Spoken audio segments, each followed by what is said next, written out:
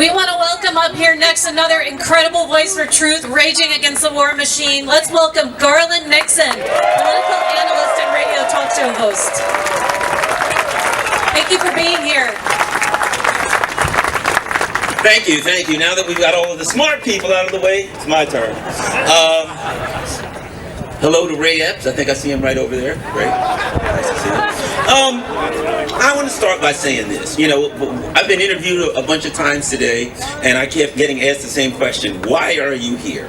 What are you doing here? Why? What's the reason? My reason is this. I think it's time to tell these pipeline blowing up, mylar balloon shooting down bastards that we've had enough. I don't think it's complicated. You know, I think it's time to say, look, you have every reason in the world for us to fight amongst ourselves so we can't see what you're doing. A perfect example, I'm a lefty. No doubt, no shame in my game, I'm way over there to the left. But, when I grew up, my dad was a longshoreman. He put on a hard hat and he went out in the cold. Then on the weekends, he was a mechanic.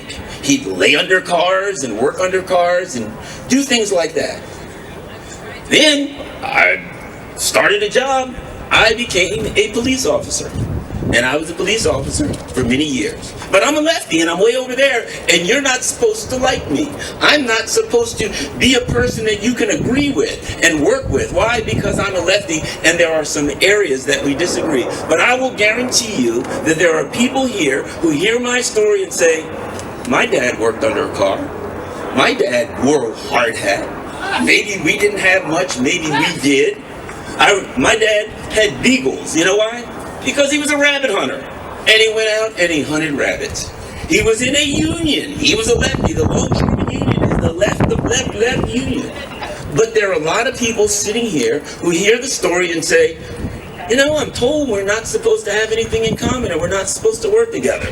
But that life kind of sounds like my life because it's an American life. But it is not the life of these pipeline bombing, mylar balloon shooting bastards, these elite ruling class people who are putting all of our lives in jeopardy.